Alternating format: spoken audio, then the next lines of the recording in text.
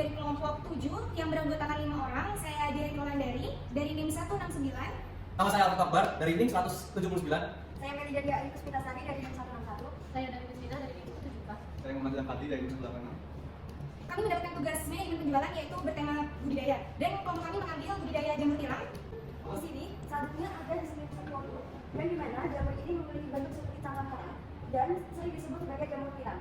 Karena penampakan yang merupai tiram, jamur tiram memiliki tekstur yang lembut, rasa yang enak dan nutrisi yang tinggi, sehingga sering dijadikan bahan makanan dan obat-obatan tradisional. Selanjutnya ada logo produk. Logo dengan latar belakang kuning dan gambar jamur tiram yang didapatkan untuk menjadi kesedaran, keceriaan dan kualitas produk dalam industri makanan.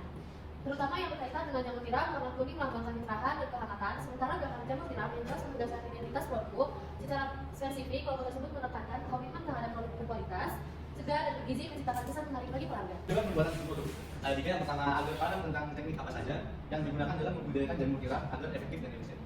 Yang kedua, agar mengetahui manfaat dari jamur tiram. Dan yang terakhir, agar bisa mengatasi jika terjadi kendala dalam membudidayakan jamur tiram. Selanjutnya ada analisis produk. Yang pertama adalah kelebihan produk.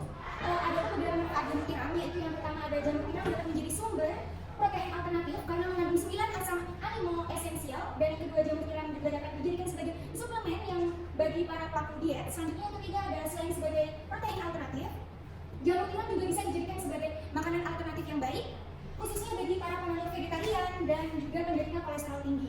Selanjutnya ada potensi pasar.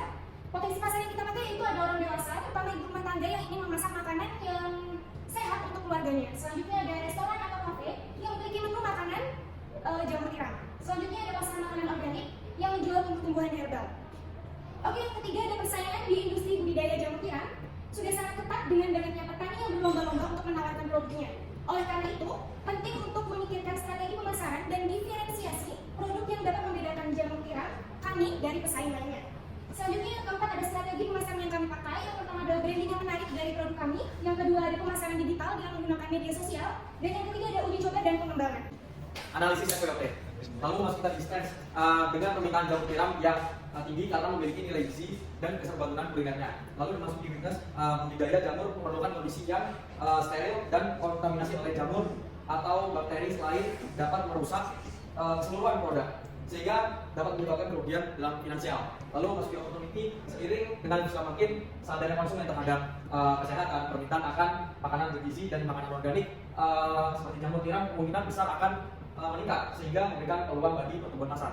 Lalu masuk di trade, budidaya jamur memerlukan kondisi yang steril dan kontaminasi oleh jamur atau bakteri lain dapat merusak keseluruhan produk, sehingga menyebabkan kerugian finansial. Selanjutnya ada alat tambahan. Yang pertama ada pisau untuk memotong jamur tiram ketika panen, dan ada basko untuk menampungnya. Dan untuk bahan ada bibit bablok, bibit dan air galon, plastik 2 kg, dan yang terakhir stiker. Tahap pelaksananya untuk membuat jamur tiram yaitu kita harus mempersiapkan backlog. Backlog ini akan didiamkan dulu selama 7 hari supaya menjamur dari ujung sampai ke ujung. Lalu setelah itu kita buka covernya dan kita siram air selama 10 hari. Nah setelah itu baru kita masuk ke masa panen. Dalam panennya itu dalam seminggu bisa 7 kali, yang artinya sehari itu bisa sehari sekali. Oke, selanjutnya ada analisis ekonomi HPP, yaitu analisis anggaran dari kelompok kami yaitu jamur tiram. Yang pertama fixed cost yang kami perlukan yang pertama adalah lahan per meter. Kami nyewa itu 15.000 satu bulan.